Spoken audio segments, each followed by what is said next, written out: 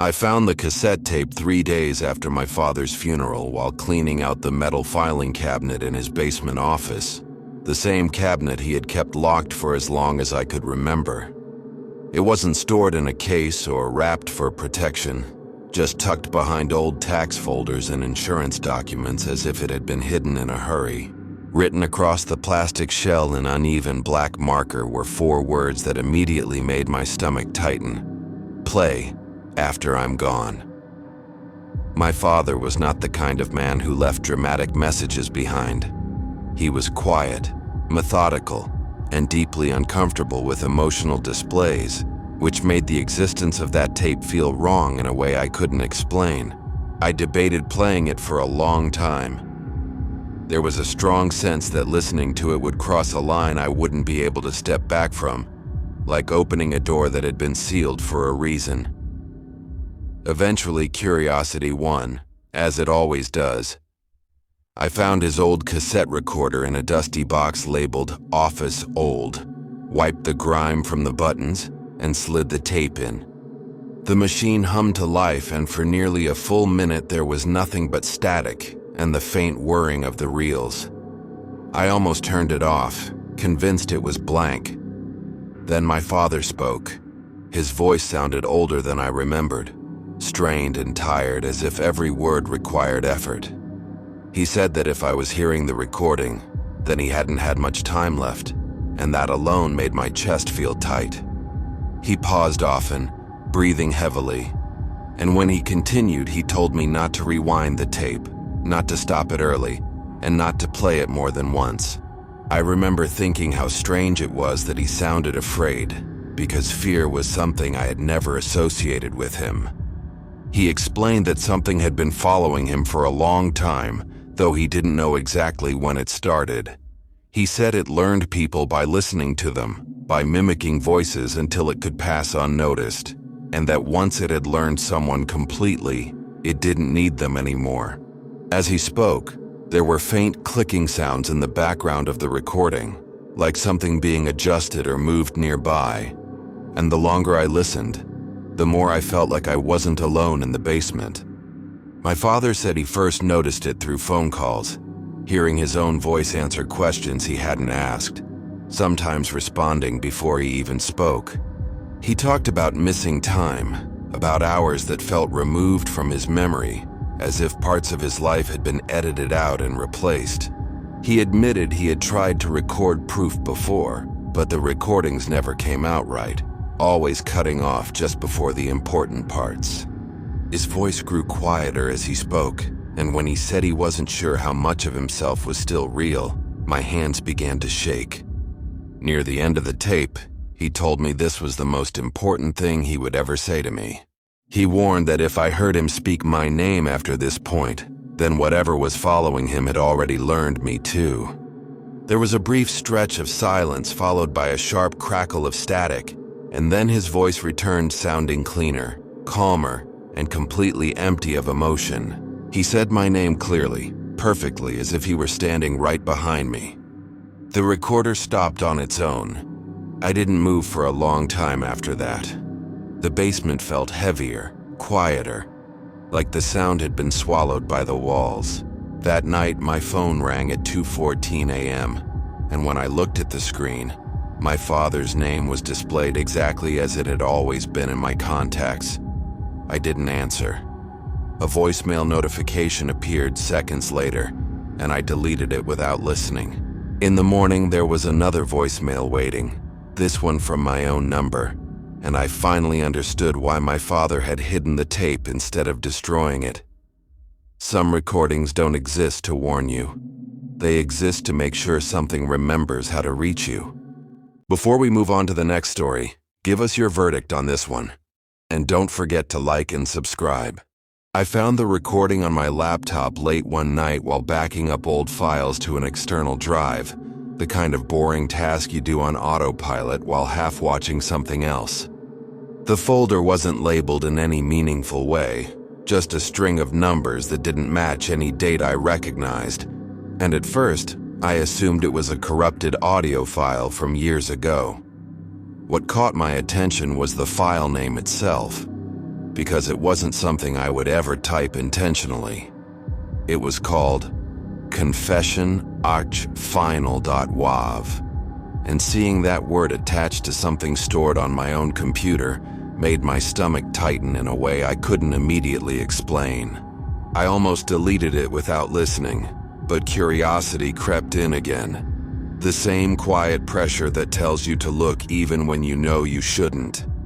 When I opened the file, the waveform appeared instantly, long and uneven, clearly not empty. I pressed play and heard nothing at first except faint room noise, the low hum of electronics and something like fabric shifting. Then a voice started speaking, calm and deliberate, and within seconds I realized the voice was mine. Not distorted or edited, not clipped from another recording, but my actual voice, speaking with the same rhythm and pauses I use when I'm choosing my words carefully. The recording wasn't casual conversation. It was structured, like a statement being given to someone who wasn't interrupting. The voice said it needed to be honest, that it had waited a long time to say this out loud, and that keeping quiet had started to feel heavier than the consequences. I sat frozen at my desk as my own voice continued, describing events I didn't recognize but somehow understood emotionally, like listening to memories that belonged to someone else wearing my skin. The strangest part was that I could hear myself breathing between sentences, steady and controlled, as if I were trying very hard not to panic. As the recording went on, the voice began to describe a night I supposedly remembered too well. A night where something had gone wrong and couldn't be undone. It spoke about standing somewhere dark and enclosed, about making a choice that felt small in the moment, but permanent in hindsight. I kept waiting for a detail I could latch onto, something clearly impossible or exaggerated that would let me dismiss the entire thing as fiction, but nothing came. Every word sounded real, grounded, and painfully sincere. When the voice said it didn't regret what it did but feared being discovered, my hands were shaking badly enough that I had to pause the recording just to breathe. I checked the file's metadata, hoping it would tell me this was a prank or a system error, but it only made things worse. The creation date was from 2 nights earlier, a time when I had been home alone, asleep, with my laptop closed and powered down. There were no signs the file had been downloaded, transferred, or edited. According to the system, it had been created locally, using my own microphone. I knew that wasn't possible. I would have remembered recording something like that, especially something that felt so deliberate, so personal. When I pressed play again, the recording had reached its final section. My voice slowed, becoming quieter, almost reflective, and said that this was the only place it could leave the truth without being interrupted. It said that written words could be denied, deleted, or rewritten, but recorded voices were harder to argue with. Then it said something that made my chest feel hollow. It said that if I was listening to this and didn't remember recording it, that meant the process was already working, and that forgetting was a necessary part of staying functional. The recording ended with a soft click, like a device being set down on a desk. I didn't sleep that night. I sat in my apartment listening to familiar sounds with a new kind of awareness, wondering how many of them I'd heard before without remembering. In the morning, the file was gone. Not deleted, not moved, just missing, as if it had never existed. But later that afternoon, when I checked my voice memo app on my phone, I found a new entry waiting there, unlabeled and undated, with a waveform that looked exactly the same. I haven't played it yet, but sometimes when my apartment is quiet, I catch myself holding my breath, afraid that if I hear my own voice again, I'll finally remember what it's been trying to confess. Before we move on to the next story, give us your verdict on this one. And don't forget to like and subscribe. I bought the recorder at a thrift store because it was cheap and old and still worked. The kind of small handheld device journalists used before phones could do everything. I needed it for interviews at work, nothing dramatic, and I didn't think twice about its history. It had a few scratches on the casing and a faint smell of dust and metal. But when I tested it in the store, the red light came on, and the audio sounded clear. I didn't even check if there were files already on it. I assumed the previous owner had wiped everything, like people usually do. The first night it happened, I woke up to a soft clicking sound on my desk, followed by a faint whirring noise that took me a few seconds to recognize. The recorder was on. The red light glowed steadily in the dark, and the display showed it was recording. I checked the time on my phone. It was 3:17 a.m. I told myself I must have rolled over and hit the record button somehow earlier in the night, even though the recorder was across the room and nowhere near my bed. I turned it off, feeling slightly embarrassed at how quickly my heart had started racing, and went back to sleep. The next morning, I checked the file out of curiosity. The recording lasted just under 3 minutes. Most of it was silence, but not empty silence. There was background noise, like the room itself was being captured in detail. The hum of electricity in the walls, the distant sound of a car passing somewhere outside, and my own breathing. About 2 minutes in, I heard something else. A soft shift of movement, followed by a sound that could only be described as someone standing up too close to the microphone. Then the recording stopped. I didn't think much of it until the following night, when the same sound woke me again. The same click, the same whirring, the same red light. Once again, it was 3:17 a.m. I sat up in bed and watched the recorder from across the room, my eyes adjusting to the darkness, waiting to see if something else would happen. Nothing did. After a full minute, I got up, turned it off, and stood there longer than I needed to, listening to the quiet of my apartment as if it had changed while I slept. By the third night, I stopped pretending it was an accident. I left the recorder on my desk deliberately, making sure the record button wasn't pressed, even removing the batteries before going to bed. When I woke up at 3:17 a.m. again, the red light was on anyway. The recorder was recording. The batteries were warm when I picked it up, as if they had been in use for a while. I didn't turn it off right away. I stood there holding it, listening, and that's when I realized the sound I had been hearing on the previous recordings wasn't random.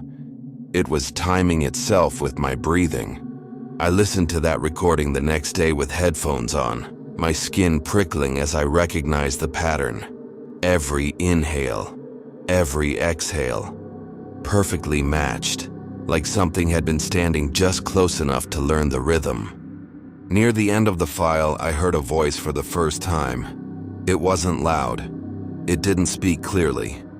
It sounded like someone whispering from another room, repeating a single word over and over, just quietly enough that I almost missed it. My name. I stopped sleeping after that. I stayed up through the night sitting in my living room with the lights on, watching the recorder like it was a live animal. At exactly 3:17 a.m., the red light came on by itself. The device started recording even though I was staring directly at it, my hands nowhere near it. I didn't move. I didn't breathe. I just listened. After a few seconds, the whisper started again, clearer this time, closer. It wasn't coming from the recorder's speaker. It was coming from behind me.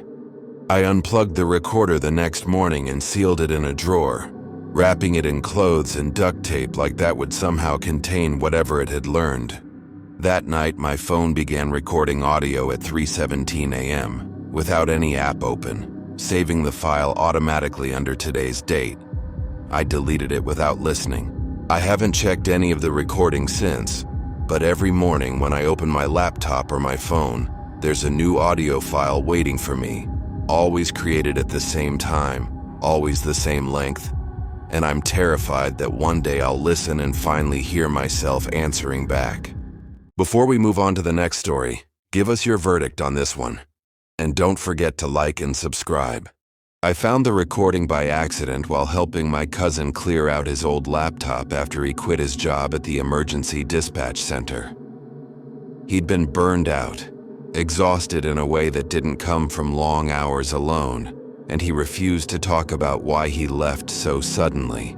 The laptop was slow and cluttered with years of files, most of them mundane reports and archived audio logs. But buried deep inside a folder labeled with nothing but a case number was an audio file that didn't belong there.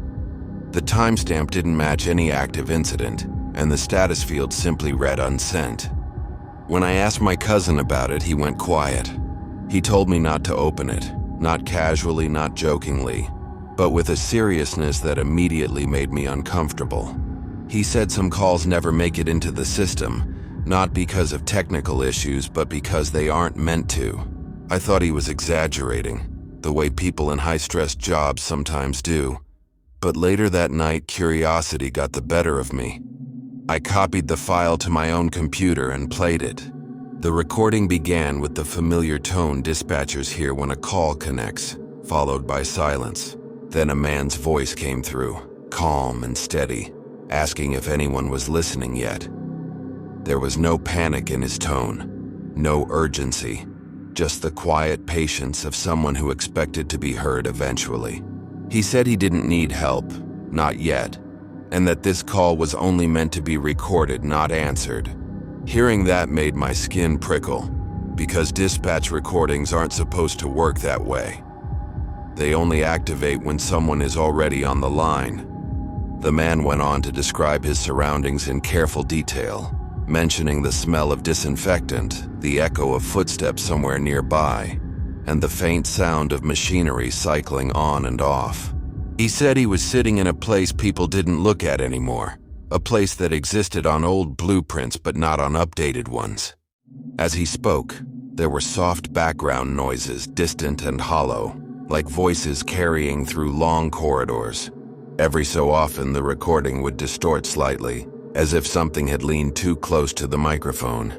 About halfway through the file, the man said the most unsettling thing of all. He said this wasn't his first time calling, and it wouldn't be his last, but this was the first time the recorder had stayed on long enough to capture everything. He explained that most of the time, the call ended early, or the audio corrupted itself, or the system logged it as an error. He sounded relieved, almost grateful, that this one had finally saved. When he said that, I realized the file length was far longer than any emergency call should be, stretching well past the point where protocol would normally require a response.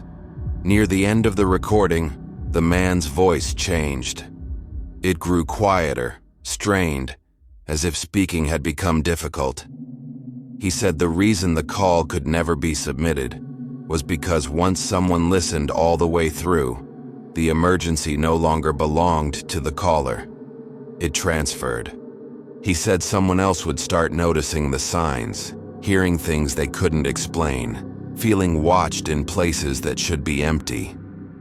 He apologized, not for what was happening to him, but for what would happen next. The recording ended without a disconnect tone, just a soft click, like a recorder being turned off by hand. I closed the file and sat there for a long time, staring at my screen. The next morning, the audio file was gone from my computer, not deleted, not moved, just missing. In its place was a new file, created overnight, labeled with today's date and marked unsent. I haven't played it yet. I don't know if it's the same voice or if it's mine now, waiting to explain something that can only exist once it's been heard. Before we move on to the next story, give us your verdict on this one. And don't forget to like and subscribe. I didn't find the recording in a file or on a device I owned. It arrived as an attachment in an email with no subject line, sent from an address made up of random characters that didn't resolve to any real domain. Normally, I would have deleted something like that immediately, But what stopped me was the file name. It was my full name, spelled correctly, followed by a date that hadn't happened yet.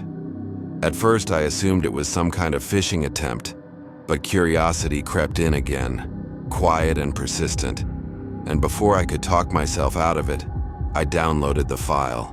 The audio began abruptly without any lead-in or background noise, as if the recorder had been activated mid-moment.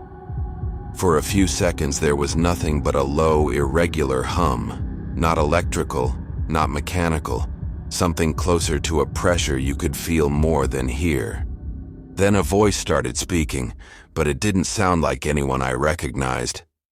It wasn't distorted or monstrous, just wrong in a subtle way, like a voice approximating human speech without fully understanding it.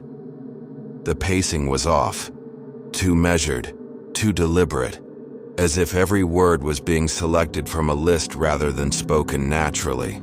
The voice said it was making a record for continuity purposes, explaining that this was necessary when a subject reached a certain level of awareness. It spoke calmly, without emotion, and referred to me indirectly, never using my name, only calling me the current instance.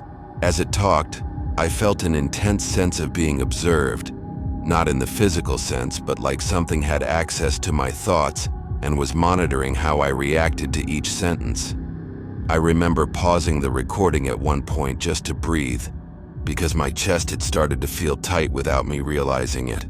When I pressed play again, the voice began describing moments from my life with unsettling accuracy, not just events, but thoughts I had never shared with anyone. It mentioned decisions I regretted, fears I carried quietly, and specific memories I hadn't revisited in years. The voice explained that these details weren't difficult to gather, that humans left traces of themselves everywhere, especially in moments they believed were private. It said recordings like this existed to ensure nothing was ever truly lost, even after the original source stopped functioning. Near the end, the voice shifted slightly, becoming more focused, as if it had reached the purpose of the message. It explained that this recording marked the transition point, that once it was heard in full, the process it documented would be complete. It said future recordings would not require external devices, because the medium would already be prepared. The way it said that made my skin crawl, because it sounded almost pleased. Not in an emotional sense, but in the way a system confirms a successful operation. The final seconds of the recording were the worst. The voice stopped addressing me indirectly and spoke as if it were standing right where I was, describing the room I sat in, the position of my hands, and the expression on my face as I listened. It said that imitation was no longer necessary, that observation had become participation, and that from this point forward, all records would be generated internally. Then it made a sound I can only describe as an attempt at breathing, slow and deliberate, before the file ended without warning. I deleted the email immediately, emptied my trash, and shut my laptop down, telling myself none of it made sense, that it was some elaborate hoax. But later that night, as I lay awake in bed, I became painfully aware of my own thoughts, how clearly they formed, how easily they could be followed. I don't know if another recording exists yet. I don't know if it needs to. All I know is that sometimes when I'm completely still, I get the feeling that something is listening carefully, waiting for me to finish becoming something worth recording. If you made it this far, thank you for spending your night with us. If these stories gave you chills, there's plenty more waiting. Don't forget to subscribe to Night Fear Stories for new terrifying tales every single night. Sleep well, if you can.